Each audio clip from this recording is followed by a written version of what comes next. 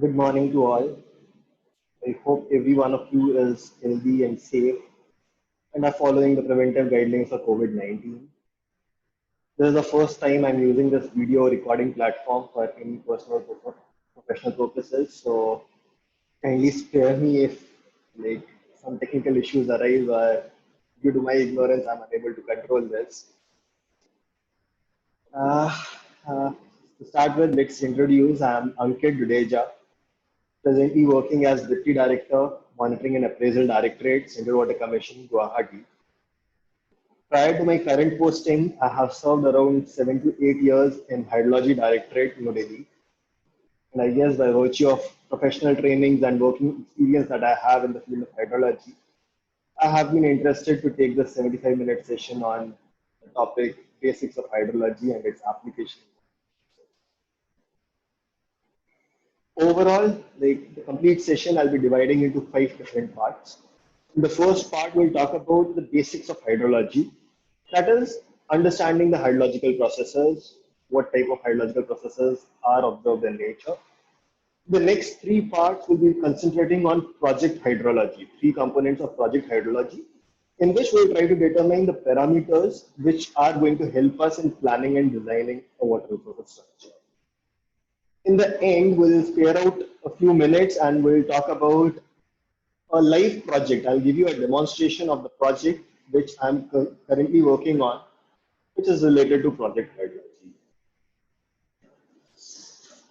Let's start with the presentation. Right. Okay, I hope all of you have seen this figure at some point of time. In early like academics, somewhere in primary schooling, we are normally shown this figure and we talk about water cycle or hydrological cycle, which talks about how water moves from one place to another place and from one form to another form. And ideally speaking, what we are going to discuss in this like one slide contains entire hydrology. Like anything that we talk about water is there contained in the water cycle. As almost all academicians do, all academic textbooks do, we'll try to describe this water cycle starting from oceans. We have huge volumes of like water available in the oceans because of sun's heat energy, the infrared rays which come from the sun.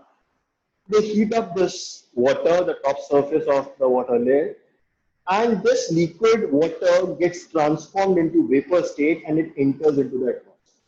Because of the sun's energy, there is a transformation taking place and water is coming and entering into the atmosphere.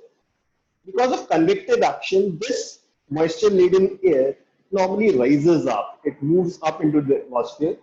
And if the meteorological conditions are suitable, clouds get formed. Like formation of clouds take place. And these clouds are like particles are like huge masses of water vapor which are in supercooled conditions and they get affected by the wind velocity because of the action of wind which ultimately is resulting from the sun's energy. These forces of wind, these carry these clouds from one place to another place.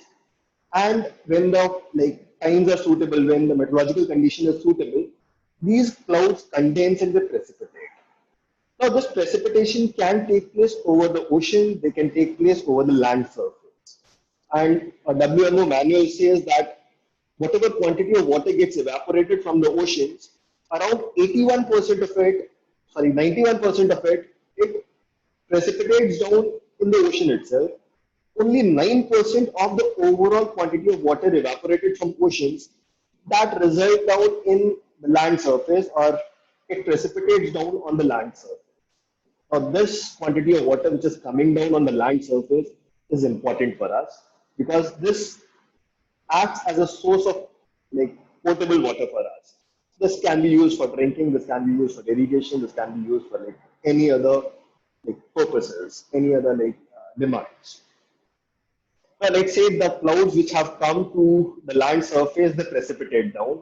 They may precipitate down as a solid like form, as snow, hail, sleet, or something, or it may come down as liquid, as precipitation, normal like rainfall precipitation. So when this precipitation comes down on the land surface, it has three fates.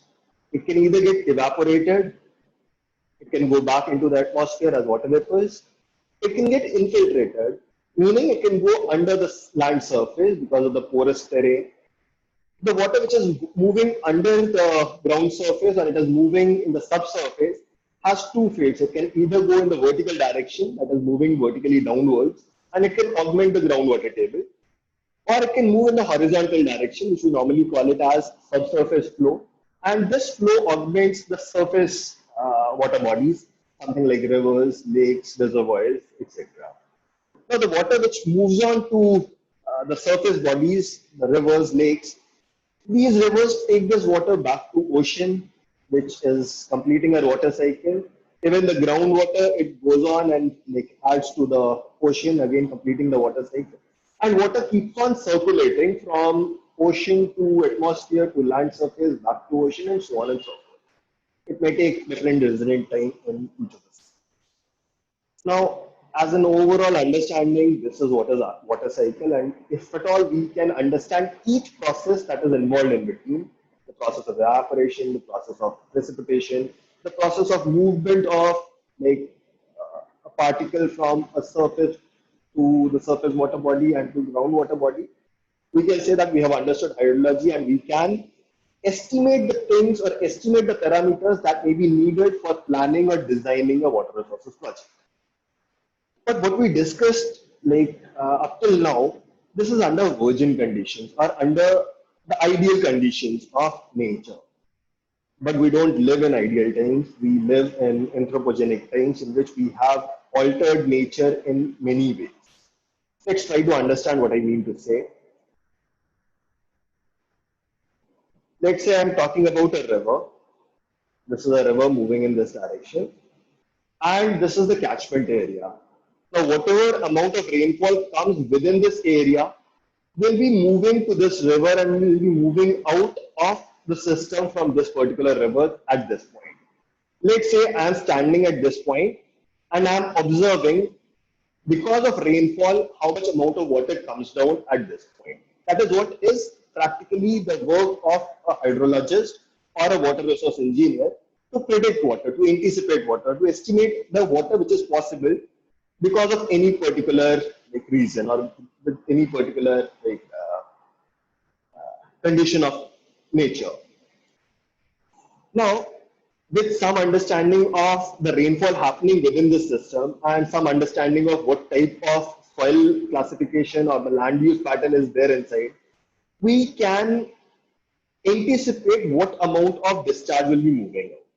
If we know the amount of precipitation and if we know what type of soil is there, if at all the soil is sandy soil, a greater amount of infiltration will be taking place, lesser amount will be observed over here. If at all the soil is clean, you can expect more amount of discharge to be moving out at this particular place.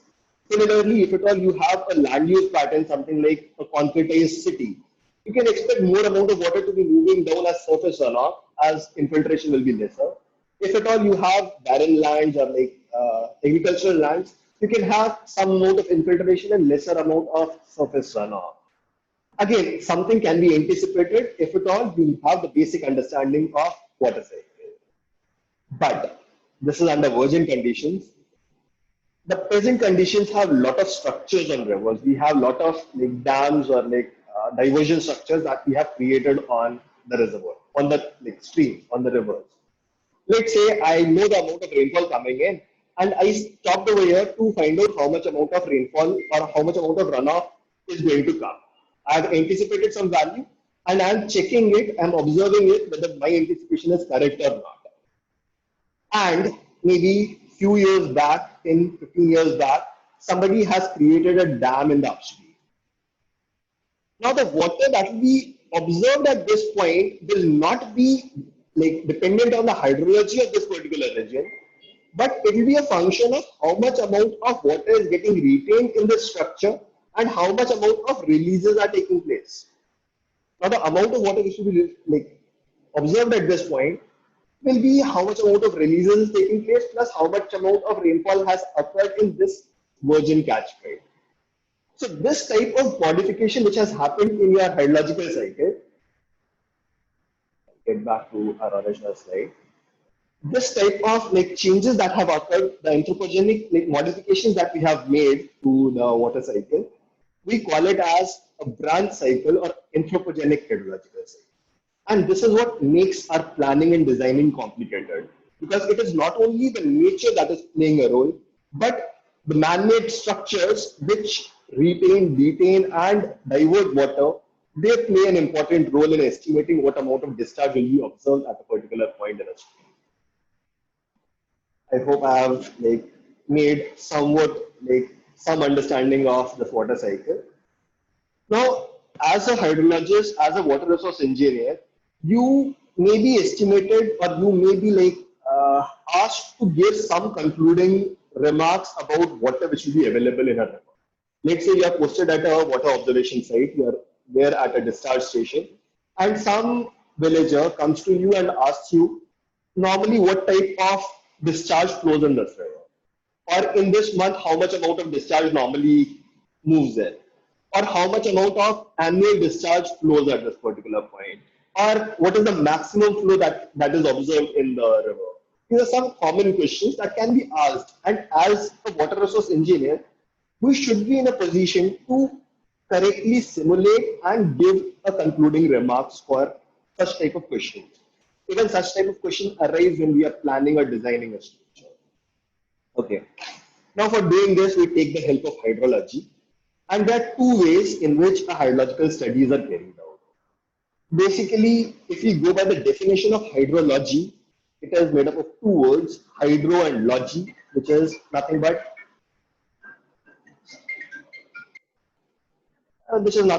simply science of water.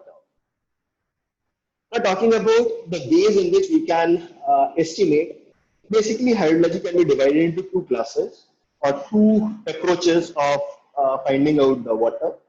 One is stochastic approach, which is data-based or statistics-based approach.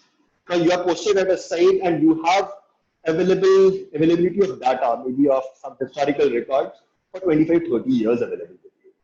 Now, based on seeing that records, how does like whatever is available in the stream, like in the past 20, 25, 30 years, and using some tools available in statistics, you can concludingly say that, okay, in the month of June, normally seeing last 35, 40 years, your range is from this much amount to this much amount.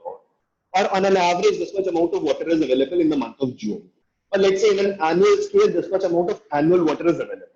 Now, what you are doing is, you are checking the historical records, the records which have been shown by nature in the past, in historical past, and we apply certain amount of statistics to it, and we give a concluding remark, or we estimate a particular value in hydrology.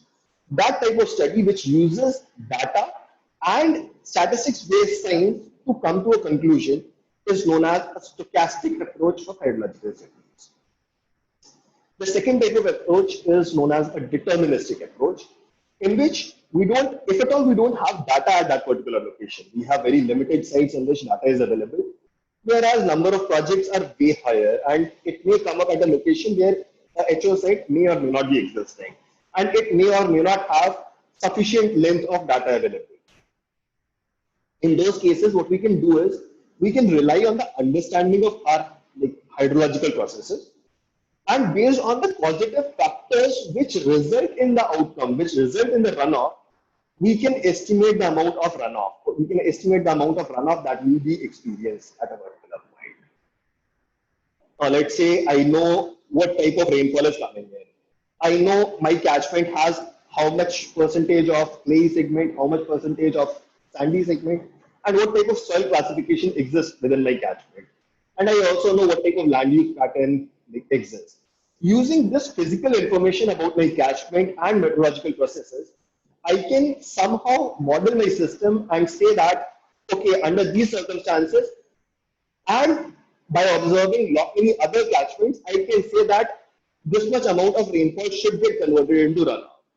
And using that, using some of the physical processes and the physical modeling, mathematical modeling, we can come to a conclusion of a similar nature that which we concluded through stochastic approach. This type of approach we normally call it as deterministic approach. Okay, let's move to the next segment. Okay, with basic understanding of the hydrological processes, let's move towards the application part of it, understanding how this basic knowledge of hydrology can be applied for its application. Now, before we initiate anything, we all know that water resources projects are incepted based upon demands. Somebody comes up to us and says that some amount of demand exists in a particular place. That demand may be irrigation demand, drinking water demand, or maybe hydropower demand, or any sort of demand that requires water. And then the hydrology comes in or engineering comes in, where you try to find out what are the sources available nearby from where the demand can be met.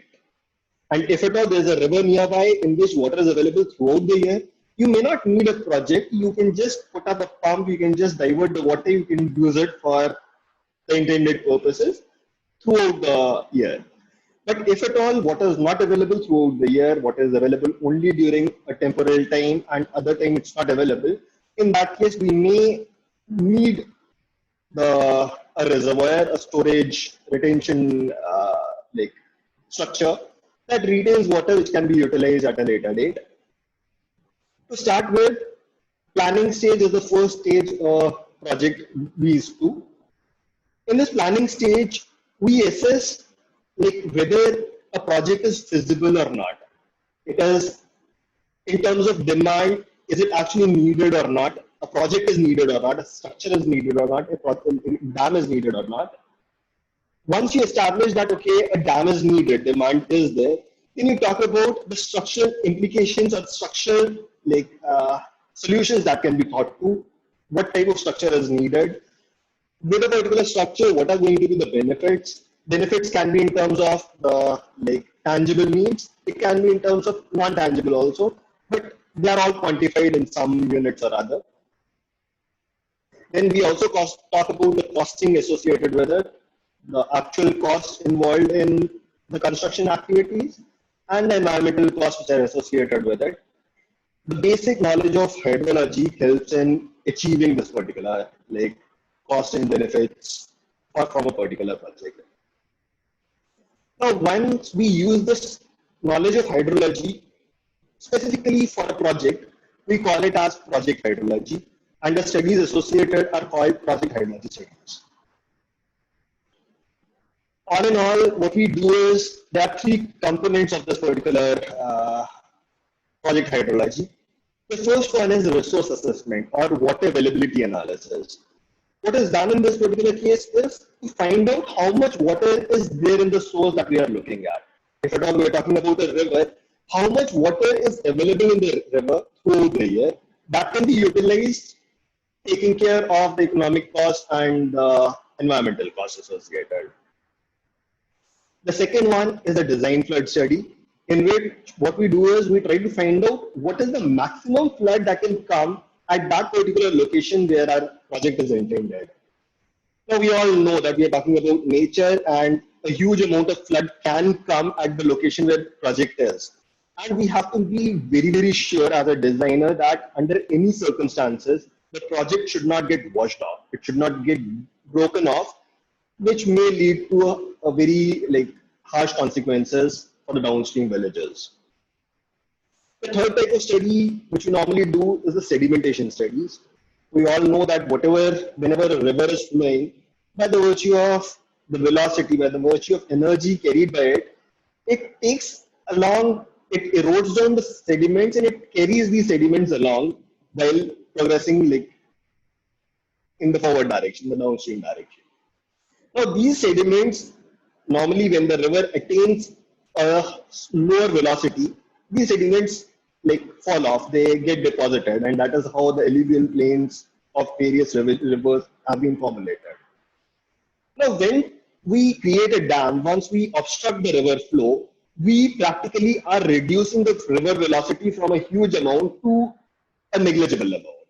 In that particular case, most of the sediment they keep on depositing on the upstream side of the dam. This practically results in deposition of whatever sediments are being carried by a particular river up to that point on the upstream side of the dam. And these sediments keep on accumulating year by year. maybe 5 years, 10 years, 50 years hence, a time would come wherein the usable capacity of the reservoir will get lost. The reservoir, which is intended to store water for a different temporal time, that usable capacity is lost. And that is the time we say that that particular dam has lost its purpose.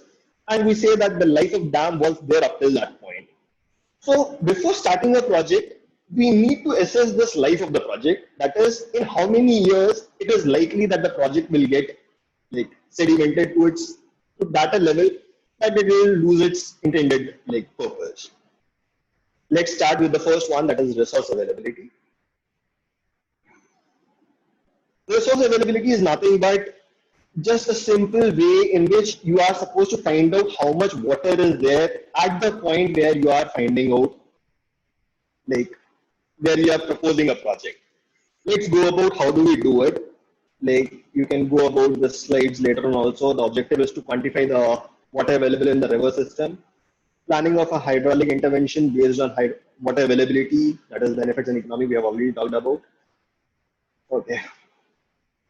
Let's say I have a catchment area. This is the complete area. Whatever water is falling within this is coming out at this particular point. Whatever water is coming within this area is coming out at this point. Let's say on a particular river where we are proposing a project, either upstream of it or downstream of it, we have a hydrological observation site, a GND site where discharge is being measured. Now it becomes very easy to estimate, like if at all we have any point on this river where we have some information about availability of discharge. Let's say I have a HO site over here, and due to some lucky sources or like through destiny, let's say I'm proposing a project at this location itself. And if at all I say I want to find out water availability at this point, what I mean to say is how much water is passing this point of the river throughout the year. So if at all I have a GND site, my analysis is over. I just find out how much amount of water is passing by. I report that quantity of water as well as its temporal distribution, and my work is over, saying that this is the water availability at this particular point. It's not that simple. Like we don't have projects located at locations where we have water observation sites. Let's say my project is located somewhat downstream at this point, and I have a hydrological station at this particular point. Still, based on whatever data is observed at this point, it can give us some idea about how much water will be passing at this point. Obviously, like if at all I'm talking about a point downstream, water which will be available at this point will be slightly higher as compared to whatever was observed over here.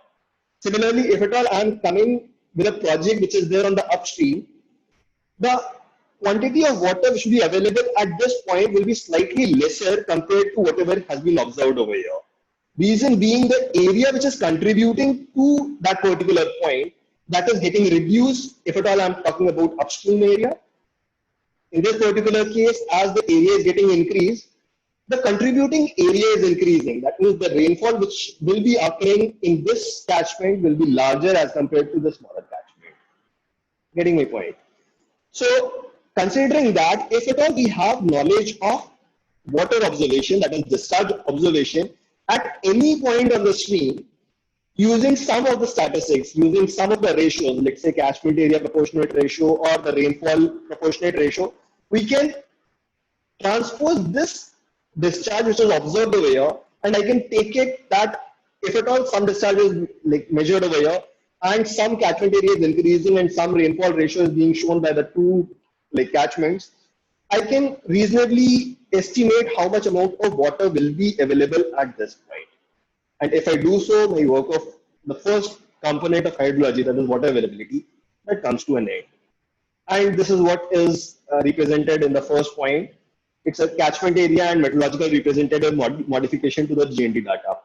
I have GND data at this point, and let's say the ratio of catchment areas was, let's say, 0.7, and in general, annual rainfall in this catchment is 25% more compared to the overall catchment. Because normally, if at all I'm talking about ridgeline over here, you have mountains in this particular area. Because of orographic type of rainfall, this area has more amount of rainfall, and as we come down, the rainfall keeps on decreasing. And if at all I'm increasing the size of my catchment, normally the annual rainfall keeps on decreasing. Okay, this was the first one, the simplest one. You know that we have very limited number of GND sites or hydrological observation sites, and many of the sites don't have discharge measurement throughout the year. So in that case, we'll be having a river in which there is no GND site, neither upstream of it nor downstream of it. So practically, we don't have any information about how much amount of discharge is normally carried by the river. Now the knowledge of hydrology comes handy. What we do is we try to analyze the rainfall which is coming inside this. Now we all know that discharge stations are very limited. They were not existing more than 40-50 years before. During independence, we just had a handful number of discharge stations. But we have a very dense gauges for rainfall. And we have other means through which rainfall can be estimated. Satellite information, maybe the observed rainfall. And this thing is existing since long back in history. In 1900s also there were some rain gauge stations available in our country. So if at all, for the catchment, we have the information of rainfall. Using rainfall information and the information of the catchment, what type of soil is there inside. If at all it is sandy soil, a lot of infiltration will be taking place. The amount which we observe at the outlet will be lesser. Similarly, if at all I have a city inside, it is concretized land use. Again, the amount of infiltration will be less. We can assume lesser losses will be taking place and more amount of water will be coming at the outlet point at a faster rate. But again, we need some information about the land use and rainfall and runoff information. And what we normally do in these cases is we somehow try to relate rainfall with runoff. If at all I don't have a GND site over here, but I have a GND site on a parallel river, what I can do is I can make a correlation between rainfall and runoff for that particular adjacent catchment. And whatever ratio, whatever relationship I am observing between rainfall and runoff, I can apply the same relation to this area, assuming that this area is going to be meteorologically homogeneous. Whatever meteorology is being shown in an adjacent catchment, the same shall be shown over here, assuming that I can use that rainfall runoff relationship. I can apply it to the rainfall which is available for this particular catchment, and I can estimate the amount of runoff which will be passing by. We have other theories also. We have artificial intelligence, genetic algorithm, artificial neural networks, which can be used as mathematical models for generating complex rainfall runoff correlations.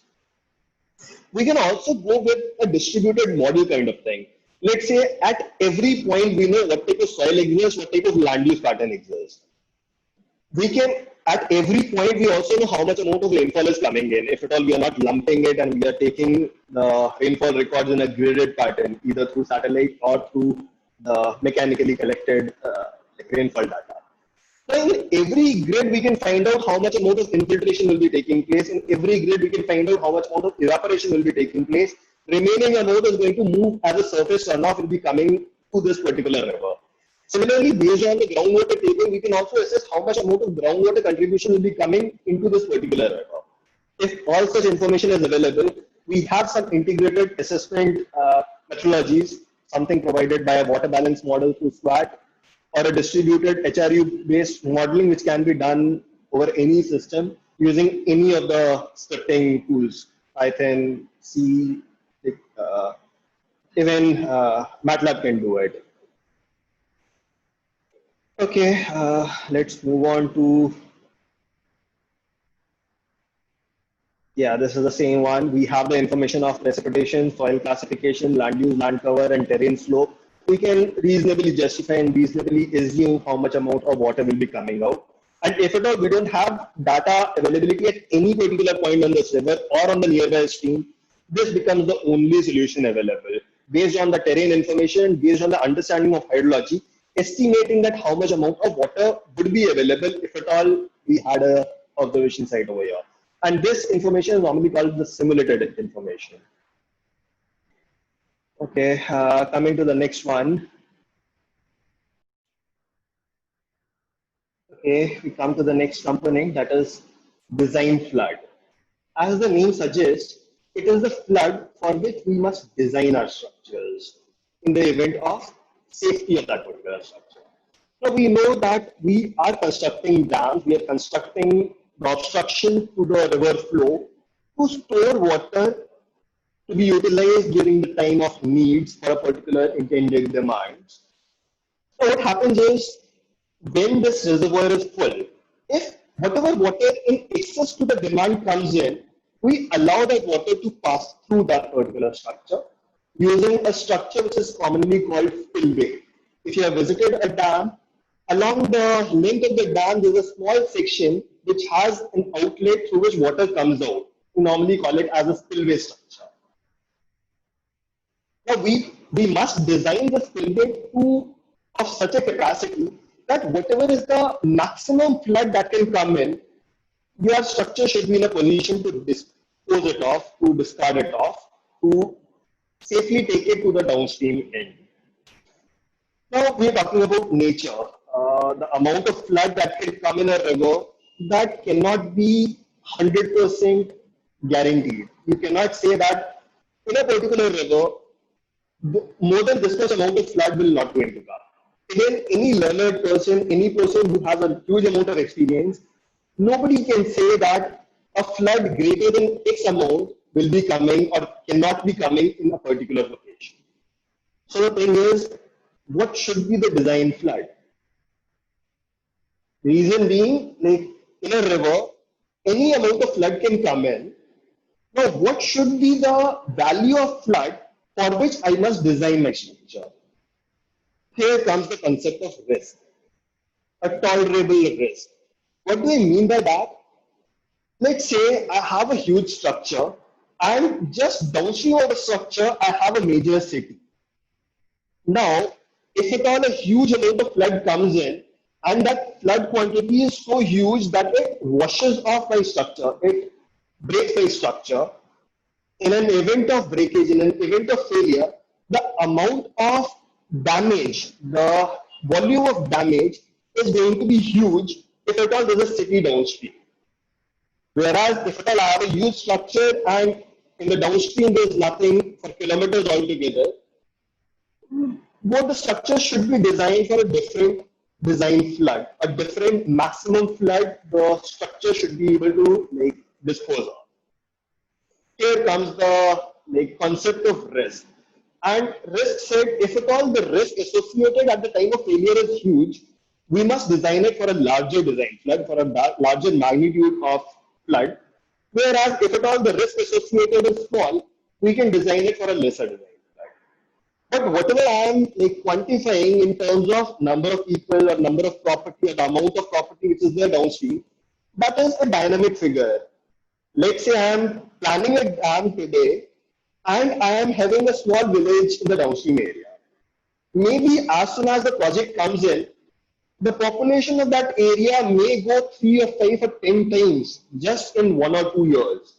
There have been practical instances wherein just after 1 year of commencement of a particular project, the population has gone 3 times.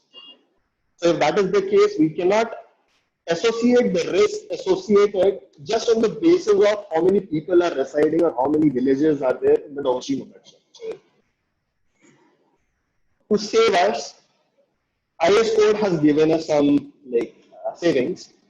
They have divided the structures into 3 categories: small, medium, and large, or small, intermediate, and large structures. And they have classified the structures based on the size of dam or the height of dam and the volume stored within the dam. If at all height is greater than 30 meters or the storage of that dam is greater than 60 MCM, 60 million cubic meters, it must be designed for a very huge flood. That means the volume which is retained in that structure is large enough.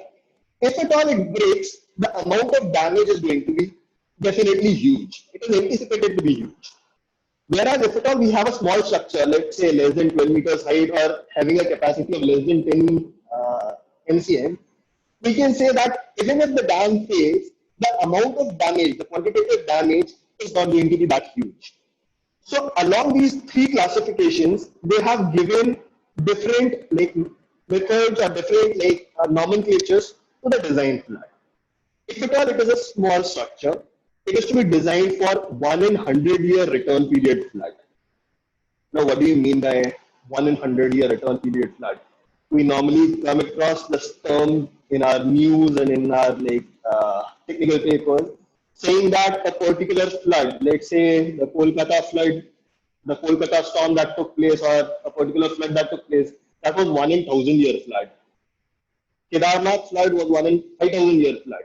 Now, how do these people come across and say that like this much huge return period floods are coming in? Practically, what is the meaning of return period flood? As the name suggests, return period is nothing but telling you something about the reoccurrence interval of an event. Let's say I'm talking about a flood volume or an intensity of flood, and I'm comparing it with a return period. It means that that magnitude of flood normally reoccurs after our duration of time. 1 in 100 year return period means that magnitude of flood in general return backs in probabilistic terms to be returning back after 100 years. But thing is, has like how do you come up with a figure? How do you say that a particular value is 1 in 100 year or 1 in 500 year or it's 1 in 1,000 years? How do you come up with a magnitude? Nobody has lived that long that he has seen the storm which was there 1,000 years back or 500 years back. What we do is, this term is slightly a misnomer. Return period actually is telling you about something about the reoccurrence interval, but this is based on a probabilistic figure, based on the statistics applied to it, based on the probability associated with it, based on the frequency in which the floods are occurring for the available records. We say that a flood with certain magnitude has lesser probability of occurrence, and this probability is assigned a particular return period. It is assigned a particular value of return period, and we say that okay, this magnitude of flood is reasonably less probable. It will be returning back maybe in 100 years. This probability of flood, like this magnitude of flood, is having even lesser probability. It will have a reoccurrence interval of even larger duration. And so you come up with different magnitudes, and based upon like the magnitude of flood we're talking about, we design our small structures for 1 in 100 year return period storm and 1 in 100 year return period floods. If at all we're talking about intermediate structures are somewhat in between small and large structures. Now they are to be designed for standard project flood. Now standard project flood is a flood that is possible in that particular area considering the local meteorology and hydrology in that particular region. What I mean by that is, let's say I have a catchment area. I'll look in and around the catchment area for major storms that have occurred in history. Now, for rainfall, we have data available from 1901 onwards. We have more than 115 years of data available with us. And there have been instances when major storms have come in. And the information of the storm is available in the meteorological records. Now, if at all we know that in and around our catchment, during some year, like in some year in history, some major storm had come in. Let's say I have the place which I am residing at, this is coming under one catchment. And just 100 kilometers across this catchment, there has been a time when a major storm had come in. Now, I'll say that if a storm which can come maybe 150 kilometers near to this catchment can also come to this catchment if the meteorological conditions are like favorable or non-favorable, like in that sense. Now we say if at all that storm that had produced critical effect at some other catchment or in some other area if that particular storm comes into my catchment, what is the amount of flood that can be generated, or what will be the amount of flood that will get generated? That will give us some idea about what type of maximum flood is possible in that particular area. We call that as standard project flood or standard project storm.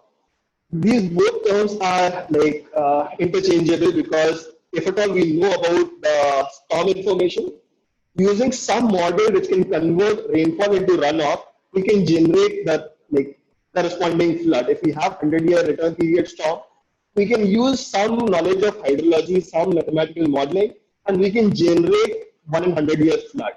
Similarly, if we have standard project storm, we can generate standard project flood. We have probable maximum precipitation, we can generate probable maximum flood. Coming to the last one, that is a large structure which is greater than 30 meters in height or 60 MCM as capacity.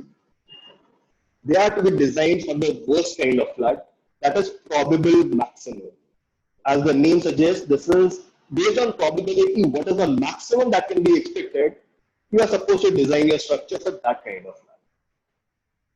How do you estimate something which is probable maximum or which is very huge? It can either be done through statistics. You can say that the maximum flood that has been observed in 25 years, in the last 25 years of record available, is, let's say, a value X. I can give a factor to it, maybe 10 times of it or maybe 15 times of it, and I say that more than this amount will not be like encountered in any particular circumstances. That can contribute statistical way of finding out the PMP or PMF.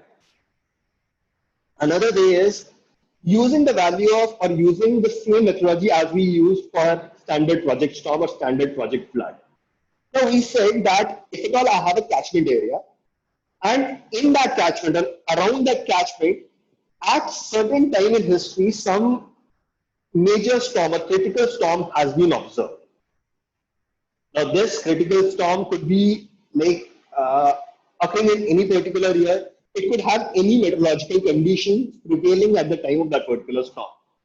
Now when we transpose the storm to our catchment, we just find out whatever rainfall would have occurred over there. Instead of that rainfall, if at all it occurs in our catchment, what is the amount of flood that is getting generated? Now that storm would have come, or that storm had come in that area under some prevailing meteorological conditions. There was some temperature, there was some humidity, there was some like moisture carrying capacity with the atmosphere. And taking all that meteorological conditions together, we had estimated if it was that storm would have come to our catchment, what would have been the like flood generated out of it. Let's say we consider the same storm, but we change the meteorological conditions. We say the same storm comes into our catchment, but once that storm comes in, our meteorological conditions are worsened out. Meaning, maybe that storm, when it would have like come, it had certain amount of temperature. Let's say that temperature is 25 degrees Celsius. Now, if at all that storm comes in our catchment, and the maximum temperature that has been recorded in my catchment is somewhere around 30 degrees Celsius, or let's say 32 degrees Celsius. So what will happen is, this particular storm, when it would have come into my catchment under the worst meteorological conditions, the water retention capacity of the atmosphere would have been higher. We all know that with temperature, the moisture holding capacity of air increases. So if at all a storm is coming in, and when that storm is coming in, our temperature is elevated, greater than what was existing in the actual storm, the amount of rainfall that will be giving out, the amount of moisture carrying capacity with that particular storm will be higher. That means greater amount of flooding can be generated by that particular storm. Now, in this particular methodology of estimating PMP or PMF, what we do is we find out the critical storms occurring in and around the catchment. We bring it on our catchment and we maximize it. We say that like once we like extremize our meteorological conditions, under those worst conditions, what is the flood possible? That we call it as probable maximum. I hope I have tried to convey you the objective of this particular table.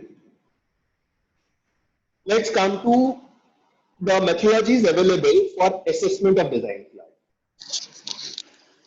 There are four basic type of methodologies available. The first one is empirical approach. You must have listened or you must have heard about or read about in most of the academic textbooks that there were some formulas which are existing, Dickens formulas, Davies formulas, which have been used to estimate design flood or the maximum flood that can come in a particular area. These are formulas which are a function of catchment areas. Just in terms of catchment areas, they tell you how much amount of rainfall or how much amount of flooding can get generated. These are empirical in nature. There are no physical background associated with it. And as of under present, our understanding of hydrology, this particular approach is obsolete. We don't use it under present conditions. The next approach is a statistical approach. What do you mean by this is, again, it is a statistics based or data based. We try to examine how much amount of floods or how much amount of critical rainfall events have been seen in that particular area in historical records. And let's say in the last 25 years, we come to know that 25 major storms have come in or 25 major floodings have come in. What we try to do is we try to assign a value. We try to assign the frequency of occurrence of the event or probability of occurrence of an event or return period of occurrence of an event with its magnitude. And with the availability of past 25, 30 years of data, we can say that, okay, in 30 years, this much amount of maximum flood has been observed. So maybe in 100 years, suitably extrapolating the values using statistics, we can say that in 100 years, the magnitude can be, let's say, this value. Or 500 years flood will be even a greater magnitude and so on and so forth. Now, this extrapolation has to be having a strong background. So what we normally use is this approach which is known as flood frequency approach. We try to correlate in the available data sets, maybe 25, 30 years, we try to correlate probability of individual event happening in any particular time. We try to correlate the frequency of occurrence of events along with its magnitude. And once we have a correlation between frequency of occurrence or probability of occurrence of an event with that of the magnitude, we can extrapolate it using some of the mathematical terms or using some of the statistical. This approach or this value, this particular technique is called a statistical approach. Again, we are using data and statistics, so this comes under the stochastic approach of hydrology. Normally, minimum 25 years of data is required for carrying out such a study. The next approach is a hydrometeorological approach, in which we talk about not about the data set, but about the meteorological things and the hydrological things happening inside a particular area, and combining what type of meteorological event is possible, what type of rainfall can come in. Using that particular amount of rainfall, we try to convert that rainfall into runoff and estimate or anticipate the value of floods that are possible in a particular area. There are two steps involved in this particular process. First one is a storm analysis or meteorological analysis, saying that what is the critical value of rainfall that can be expected. And the second one is conversion of rainfall to runoff, which is normally done using a unit catchment response function, or also known as a unit hydrograph. We'll talk about both the things. We talk about rainfall or the storm analysis. There was a time when we did not have information about storms and we were relied upon IMD for furnishing of this particular information. But recently in 2015 and even before in 1980s too, we have prepared something known as probable maximum precipitation atlases, or commonly known as PMP atlases. Now, as an atlas, this report or this book or this atlas, it stores the information of all critical meteorological events that have occurred in the past in that particular region. Now there are 7, 8 books for different basins. If you hold that book or if you just open that book, it is freely available on CWC's website. You can see that every critical event that has occurred in history that has been documented. What were the meteorological conditions when that event came in? What was the aerial extent of it? How much amount of rainfall was dropped in? What was the peak rainfall that was given in? Along with the isohedral shape maps, along with the shapes in which the storms were progressing or were recorded in that particular area. All that information is documented, it is stored in that particular manual, in that particular atlas. Now, finding out what storm is critical for your location is the first objective. So what we do is we follow some thumb rules. We analyze in a particular region. We have some thumb rule that we have to explore 2 degrees of area around that particular project. Let's say I'm talking about a particular location. I can search in the vicinity of 200 kilometers. If any storm that has been occurring in 200 kilometers radius and is giving a peak value of discharge or it is a critical storm, I can use it for my analysis. Now let's say I have a catchment area and I browsed near to the catchment area and I found like 4, 5 critical events, 4, 5 critical storms that were majorly impacting or they were giving critical values of storm depth. Now what I'll do is I identify all those storms and I'll get into my analysis zone. I'll transpose each of those storms into my catchment and find out which of the storm is giving me the maximum storm depth. Now, whichever storm out of the identified storms is giving me the maximum depth, I'll say that that storm is critical for my catchment. And if that storm comes into my catchment, I'll estimate how much amount of rainfall would have been given in my catchment. That becomes the first study in which we estimate how much amount of quantitative water is going to come through a particular rainfall event. If at all I'm talking about PMP, this depth which I have received, I'll be increasing it by a factor. That factor will again come through a hydrological analysis on like what is the ratio between extreme event and a non-extreme event. Okay, next comes, once we have the depth of rainfall which is coming in, we need a conversion factor. We need a factor that can tell us for certain amount of rainfall, how much amount of runoff will be getting generated. Those who are civil engineers, you must have heard about the concept of unit hydrograph. It is a hydrograph or it is the observed discharge that is generated because of 1 centimeter unit value of rainfall excess, which is uniformly distributed and coming for a unique specified duration of time in a given duration. Okay, this is, if at all we have a figure, we don't have a figure, this will get completed. It looks something like this. So what it is telling us is nothing but if about 1 centimeter of rainfall comes into my catchment, my response is known. That response will go in somewhat like this, it will come down. Saying that the value of discharge or value of water is coming inside the catchment, it keeps on rising up.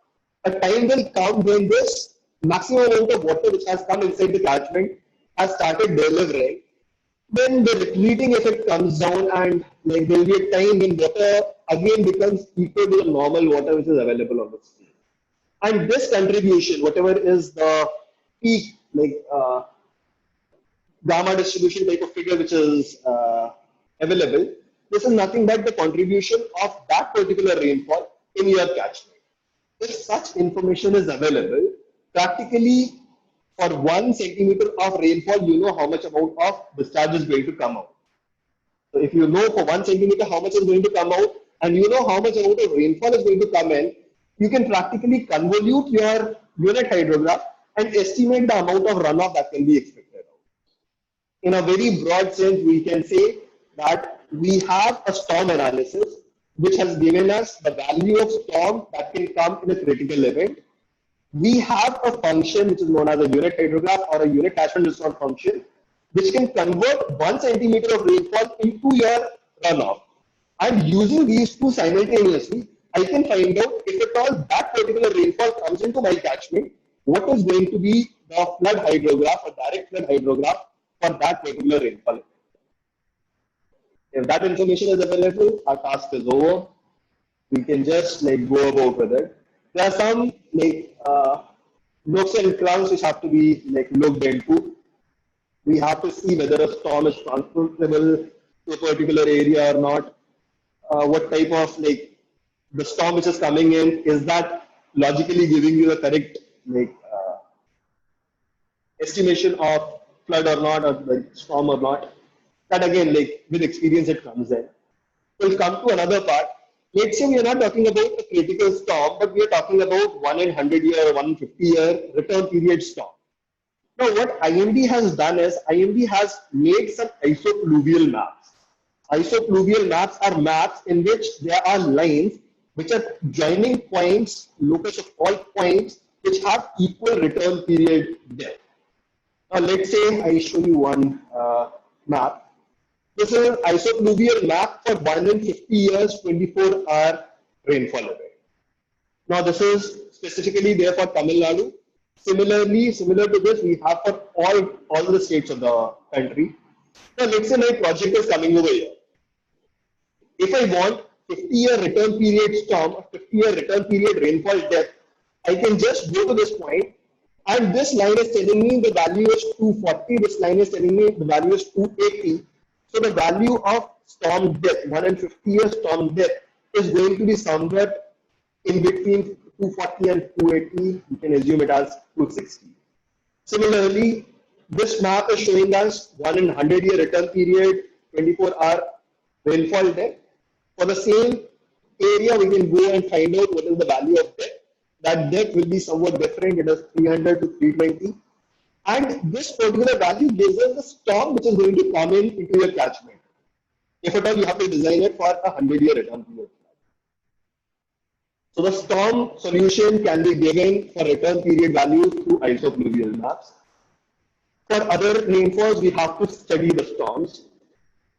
PMP HSS can give you a complete like archive of all the storms which have occurred in history. But we have to logically decide whether a storm is suitable for a project location or not. Let's say this is the Arabian Sea, this is the Western Ghats, let's say this is the Western Ghats. This is a storm which has occurred in this particular zone, and my project is there somewhere on this direction, which is there on the leeward side of the sea. A storm which has occurred over here will have to travel from this end to this end. If at all there is a barrier in between, if at all there is a hill in between, the amount of moisture it is expected to be like precipitated on the windward side of this particular mountain. Due to orographic effect of rainfall, more amount of rainfall will happen in this zone and lesser amount of rainfall will come to this particular zone. This is a critical point which has to be kept in mind while like transposing a storm. We need to analyze what all barriers are coming in, and if at all we have hilly zones, we cannot transpose it for more than 50 meters, 50 kilometers, because obviously like once a storm is moving, its direction is regulated by the natural barriers. Major mountains, they block these winds. They don't allow them to move in this particular direction. Even if winds move in this particular direction, the amount of rainfall will be substantially lesser. Okay, similarly, another figure of it. Coming to another approach for assessment of design flood, which is called a rational approach. Then no other like solution is available. This is an obsolete value. No data is available, so we cannot go for statistical approach. If some conditions occur through which we cannot use meteorological approach, something like we have a very small catchment area. We have a catchment area of less than 2 square kilometers, less than 1 square kilometer, and the overall time taken by the flood is less than 1 hour. Now, what will happen is you won't have a unit hydrograph, you won't have a huge unit catchment response function to convert your rainfall to runoff. So in that particular case, we cannot go for hydrometeorological approach also. In that case, we go for something known as rational approach. It's a very simple formula-based approach. The formula is CIA. C is the coefficient of discharge, which is practically telling you how much amount of rainfall normally gets converted into runoff. This percentage varies from 60% to 90% or maybe 100% if at all it is completely concretized. That means it is just telling you a ratio on how much amount of rainfall gets converted into runoff under an extreme event. Any standard academic textbooks, VT Chow, Subramanian, can give you this value in a tabular format based upon like land use pattern and the soil characteristics of that area. A is nothing but catchment area. If the catchment area is more, your runoff is going to be more. Catchment area is going to be less. Your runoff is going to be less. I is the intensity of rainfall. Once you multiply intensity of rainfall, which is critical, to the coefficient of discharge and area, what we get is a peak discharge, which can be used for design of structures if at all no other information is available. So by this, I have given you a broad spectrum of the design flood approach or the analysis that involves assessment of design flood studies. Okay, let's talk about the last component of project hydrology, that is life of the structure or sedimentation studies. Now we have already discussed that when a river is flowing, by the virtue of its energy, it keeps on eroding sediments and it takes these sediments along as in suspended form. These sediments normally get deposited when the velocity of these rivers are reduced, and that is the area, the plain area where the most alluvial soils are formed. Now, once we create a barrier to flow, once we create a dam, we forcefully reduce the velocity of these rivers, which in one way are forcing these sediments to get deposited on the upstream side of the reservoir. Now these deposition of the sediment load on the upstream of the reservoir practically keeps on accumulated year by year, and maybe 10, 15, 20, 100 years later, a situation will come when the usable capacity of the dam that will get filled up by these sediments. And in other words, we can say that the dam will lose its functional capability. We cannot say that the dam can give you the intended purpose. That is the time we say that the life of the structure is over, or functional life of the structure is over. And we need to estimate this functional life even before going for a project. That is how you can estimate how many years you can reap the benefits out of a project. Again, talking about sediment studies, there are 3 steps into it. The first step entails you to find out how much amount of sediment is being carried by a river. We call it as sediment load studies. Our objective is to find out how much amount of sediment is being carried in a particular river. One idea can be brought in by the actual observations being made at the HO sites. You all know that we have some sites known as GSDQ sites or GSD sites, in which in addition to the discharge being measured, even suspended sediment load is being measured at site. Now this sediment load gives you some idea about how much amount of sediment is being carried by that river. Another idea can be obtained through bathymetric surveys in a reservoir. You have a reservoir that was built, let's say 25 years past, 25 years before. The original area capacity curve or the bed profile was available. In a bathymetric survey, what we do is we do an underwater survey and find out what is the condition of bed at present. And based upon the amount of sediments in last 25-30 years, we estimate how much amount of rate of sediment is being carried by that river. So either using the observed data or using bathymetric surveys. But the results of these bathymetric surveys are available in a publication by name Compendium of Siltation of Rivers in India. This is a free publication you can browse down by name Compendium of Siltation of Rivers in India. it has a recent publication of 2017 or 18 done by CWC. It documents all the reservoirs for which bathymetric surveys have been done, and they also document the value of sedimentation load carried by the rivers. So directly the values can be taken up by this particular book. The next part of the study is trap efficiency. Now we know in a river how much amount of sediment is being carried by that river. Now the next objective is to find out how much of this load is going to get deposited upstream of the dam and what percentages of it is going to get carried off in the downstream end. To understand this, let me give you an example. Then we'll be talking about on what parameter it is dependent on. Let's say I have a reservoir which has a very huge capacity. It is a huge capacity is there with the reservoir, and the annual inflow which is coming in is comparatively very less. That means capacity of the reservoir is more, but the inflow which is coming in is very, very small.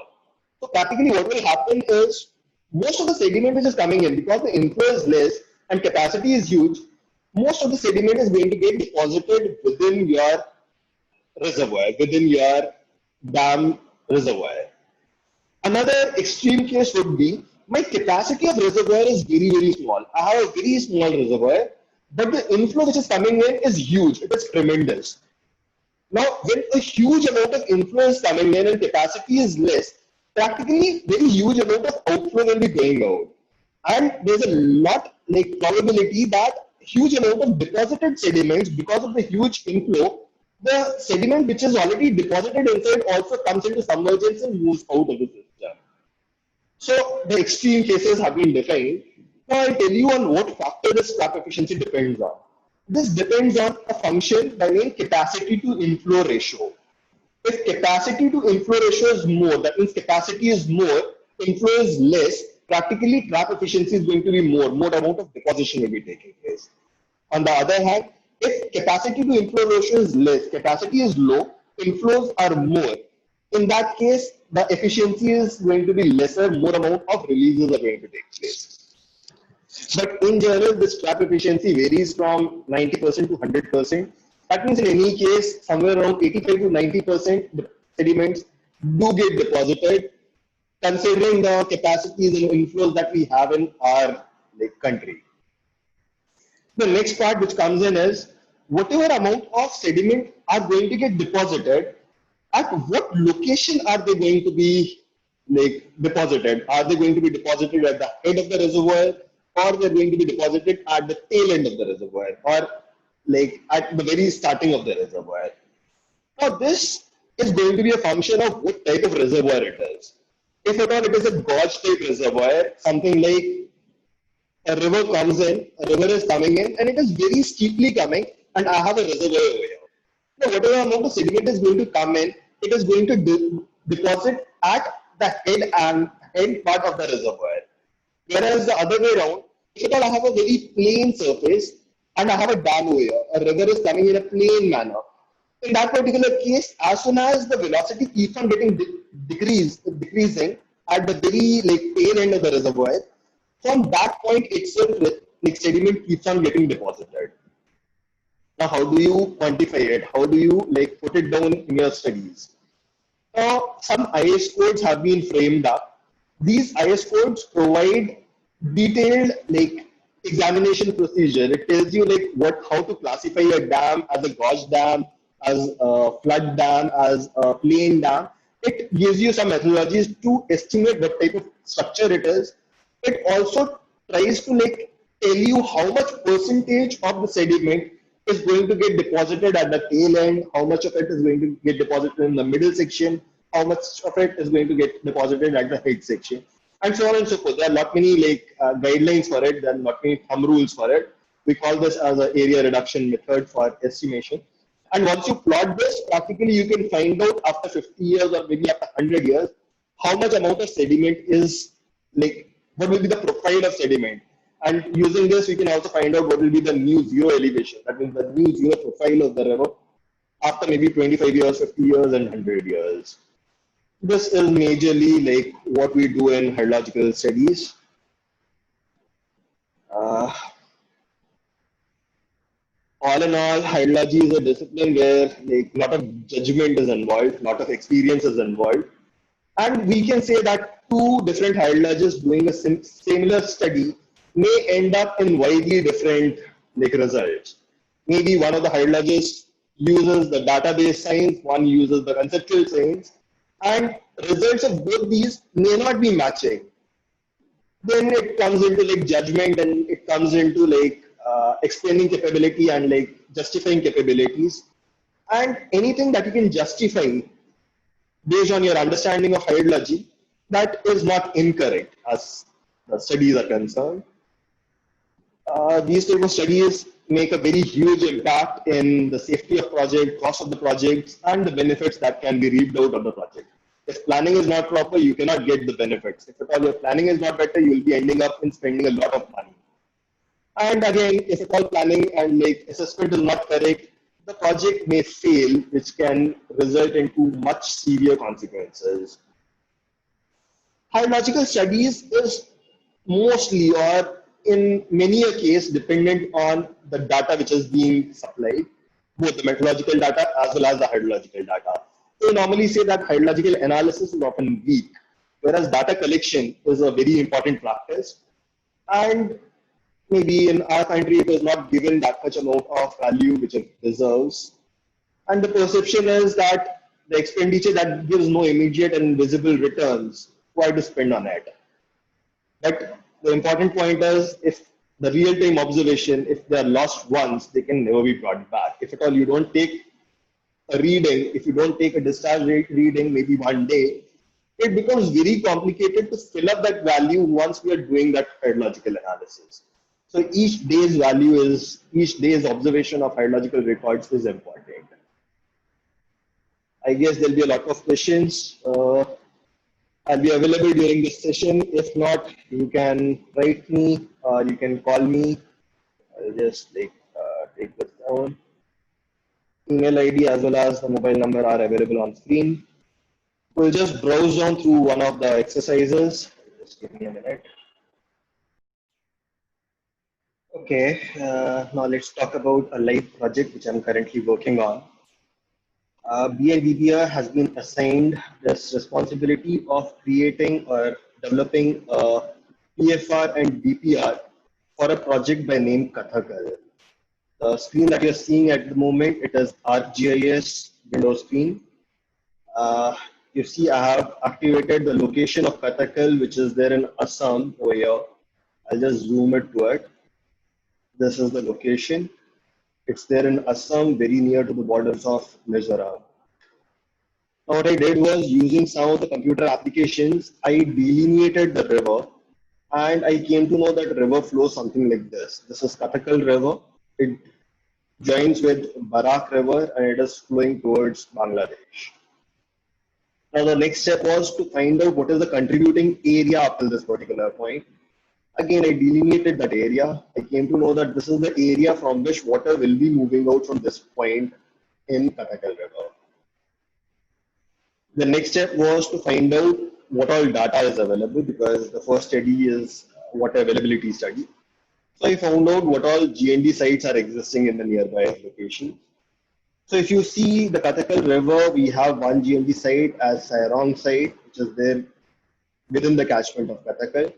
We have one site by name Gharmura and one site by name Matijuri. Now, compared to this site, like this is a site which has a very small area compared to the overall catchment of Kathakal. So this won't be giving us a clear-cut idea of how much amount of water will be flowing at this particular point. So Gharmura and Matijuri were good contestant for the data to be used. On observing, it was observed that Gharmura is just a gauge site. It does not have discharge. It has only gauge being measured. So again, gauge cannot give us much like intellectual input to our study. We went to like Matajuri's catchment because Matajuri had discharge data of last 30 years. Okay, I'll show you the delineated catchment of Matajuri. It is like some area got augmented. This area is somewhere around like 17% of the overall Kathakal's area. Uh, then what we talked about is we want to know what is the like land use pattern, soil pattern. Anything can be checked out. If you see, this is the land use pattern. If you see pink color, it is forested area. That means most of the area of Kathakal is forested. This area is arable area, and that makes sense. We have created a project over here, and we are going to irrigate the fields which are lying in this region. Okay, we can see the soil characteristics also. Again, the nomenclature is over here. If you see the blue one, it is clay soil. The pink one, it is loamy soil. So most of the catchment that we have is either lying in clay or loamy regions. Talking about meteorological characteristics, the rainfall pattern, which is like for entire India, is demonstrated over here. But the lower portion has much more rainfall compared to the upper reaches. So our next objective, like even if you don't have this data, you can go with IMD rainfall data. IMD has quite good network of rainfall stations that can be used if needed. Using this, we calibrated or we calculated some of the parameters. Let me just go through them. As I just showed you, this is the state boundary, the administrative boundary. Your 95% of the area is lying within Mizoram, 5% area is lying in Assam. It's mostly clay and loamy soil. You have mostly forested area, and we have good amount of rainfall within the catchment. Talking about the next part, that is water availability, I wanted to transpose the discharge observed at Matijuri to Kathakal. So what I need to do is I need to find out the catchment area ratios between the two catchments and the rainfall ratios between the two catchments. The same has been calculated over here. You can see the catchment area of Matijuri has been calculated, Kathakal, the area between the catchments, average rainfall, annual rainfall has been reported, and accordingly a conversion ratio has been estimated. This conversion ratio tells us that whatever discharge is observed over here, if I multiply that discharge at a daily, 10 daily, monthly, or annual scale, what I'll be getting is the discharge we observe at this particular catchment. I'll just show you the results also of the calculations.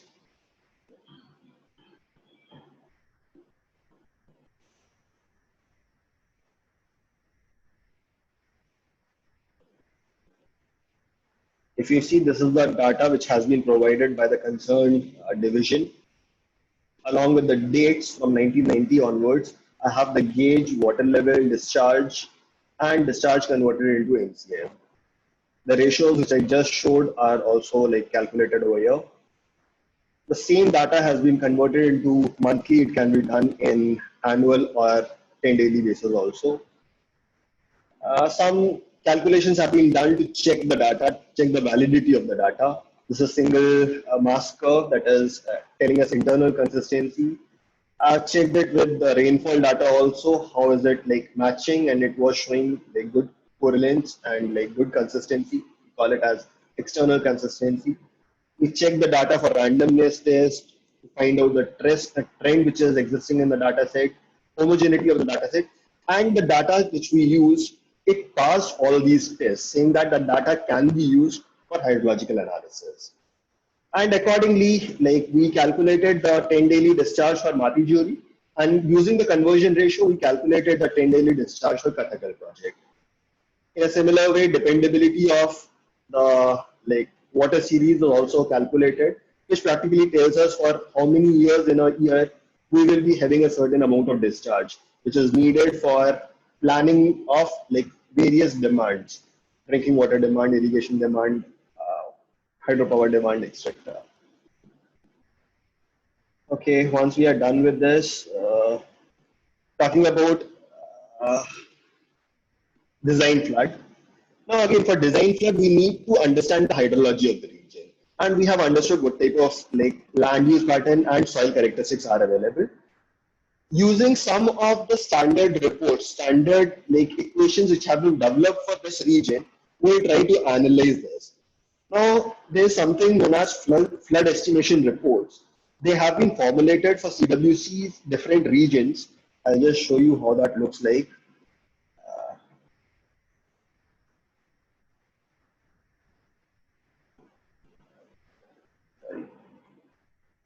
Yeah. Entire India has been divided into 28 zones, and for each subzone, we have different equations available, different like equations which tell us how to convert your rainfall to runoff. Now, this region is coming in at 2C, so the equations which are predominant for 2C FER were used. The catchment area was huge, so the catchment area was divided into some number of parts. Just show it to you. I'll do it through that particular medium. For that, let me just say that the next step is to find out, the first step is to do the storm analysis. If at all it is a small project, I can go for 1 in 50 year or 100 year isopluvial maps. Let's say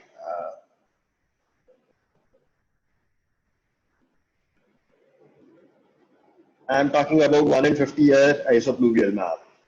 We have the regions, how these isopluvial lines are going in. We can even see the like rainfall depth of each line.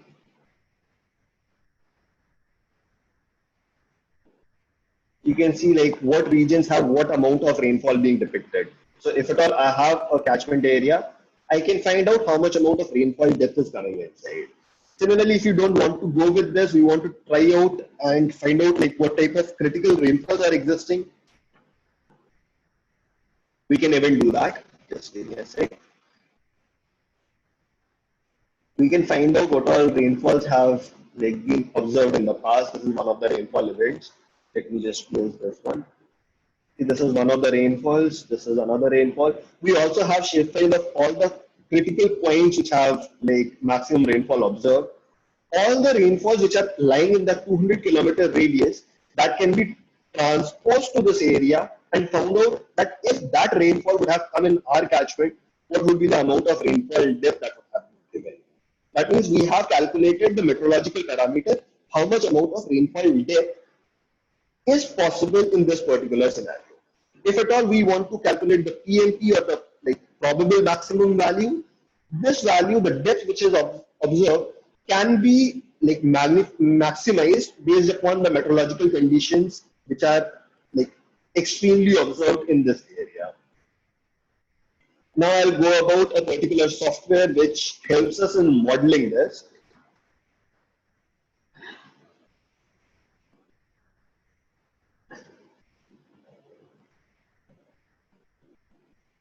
Okay.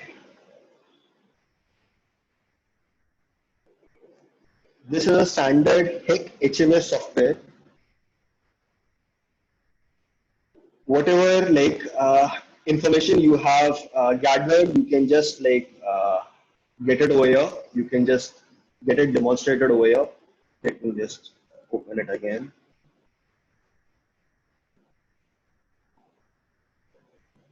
Okay, this is the catchment. What I've done is this was a huge catchment, so I divided it into four subcatchments: C1, C2. C2 is giving its discharge to the main Kathakal River, and one C4 catchment is coming at the tail end. Now, all the properties that were calculated, if you want to see the properties that were calculated, I'll just show it to you.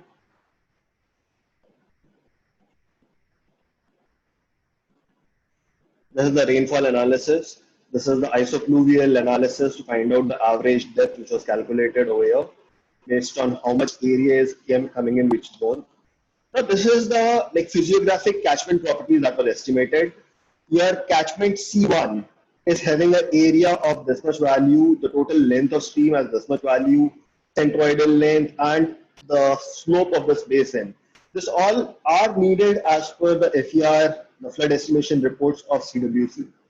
So using those reports, these estimations are made using the GIS software. All these values are entered in HEC-HMS. All the properties are given in, and the meteorological parameters are also entered. We specify what type of rainfall is going to come in. We'll just like put in that how the rainfall comes in. I'll just show it to you. Yeah. It comes in this series. We can put it in the form of table also, what amount of rainfall is coming in. And ultimately, once we run it, we can see the results. We can see that how much catchment C1 is contributing, how much C2 is contributing, what is coming to junction J1, and so on and so forth. We are ultimately interested in finding out how much is the discharge coming out at J3. We can go to J3. We can get the summary that the maximum discharge is 12,492 cubic. This is all tentative values. I'm not putting in the real values because the study is not approved yet. This is the hydrograph which I am looking at. If you want to find out the volume, the area under this curve is going to give us the volume which is coming in for that rainfall event. Peak discharge, as we just saw, it is 12,492, and this is nothing but the design discharge for which we must design our retaining structure or the dam structure. In a similar way, if at all you want to find out, you can find out the sedimentation study also. This was a barrage in which study was not needed per se, but I'll just demonstrate one particular graph to you. It will give you some idea about it. Let's say I want to see the subzonal. I talked about compendium, right? I'll just show you how the compendium zones look like. India has been divided into 5 subzones, and these are the locations of those dams in which bathymetric survey has been conducted. And if at all you want to find out, you can even see the average rate, which is demonstrated by each of the reservoirs. We'll just then just say that name of reservoir be displayed, and we also want to see the rate of sedimentation. I'll just say okay, and all the name of the reservoirs as well as the rate in per year has been displayed. Accordingly, you can find out what is the rate coming in, type of reservoir, trap efficiency, and ultimately the sediment deposition in a reservoir. The remaining part is done using an IS code. A stepwise procedure is given. So I guess that will be all.